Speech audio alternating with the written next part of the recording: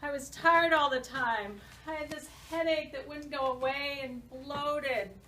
I went to doctor after doctor after doctor, and no one could figure out what was wrong with me. So I finally went to a gastroenterologist, you know, gas doctor. And he said I have a condition called SIBO, S-I-B-O, small intestinal bacteria overgrowth. So for you non-medical types, I'll break it down. We have good bacteria in our gut, and we have bad bacteria in our gut. And my bad bacteria was winning. I had a beast inside of me, and I didn't even know it. So I went back to the doc. I said, Doc, this beast is ruining my life. You got to help me get rid of this beast. He sat me down and said, Patrice, I'm sorry. He said, we've tried every treatment that I know. You're going to have to accept that you're going to have this the rest of your life. The rest of my life? Oh, the only thing I want to spend the rest of my life with is my husband, not a beast. Fellow Toastmasters and welcome guests. Tonight I would like to tell you the story of how I'm battling the beast in my digestive tract. So a friend recommended that I see a naturopath. You know, one of those woo-woo doctors. I was a little skeptical at first, but I figured the gastroenterologist wasn't helping me, so what do I have to lose? So I went to the naturopath, and she immediately did some food allergy testing. And she said, you have a sensitivity. Do you know what I was sensitive to? Milk. Broccoli. Broccoli! How could you be sensitive to broccoli? I've been eating broccoli since I was 2 years old. My parents said, eat your broccoli. Look where that's gotten me. Then she put me on a special diet. No gluten, no dairy, no sugar, no fun. People, you know what that means? No grande mochas, no Diet Coke, no pizza, no pasta, no chocolate. Oh. I immediately went into the stages of death and dying. The first stage, denial. I denied for months that I had a beast in my digestive tract. So I would sneak carbs in the middle of the night, and I would drink Diet Coke in dark alleys. I had to get my fix. Next stage, anger. I was so angry at that naturopath. Why couldn't she give me something to kill this beast?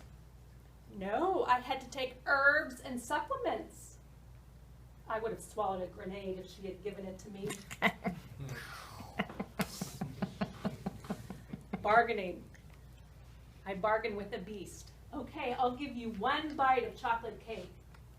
And I'll give you one square of dark chocolate.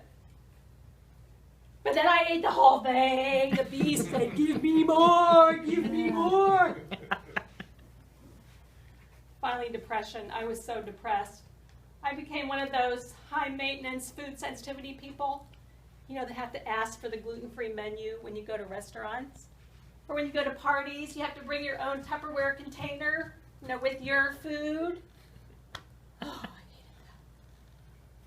So I finally went to a nutrition coach. We met at Central Market. She gave me a lovely tour of the produce section and introduced me to vegetables I never knew existed. And then we went to the gluten-free and the dairy-free options. So interesting. $150 later, I had a shopping plan and a menu. I didn't want no freaking shopping plan. I wanted to vent. Can't you see I'm dying? I can't eat the food that I love. So then I knew I had a serious problem. So I went to a therapist to deal with my emotional eating habits.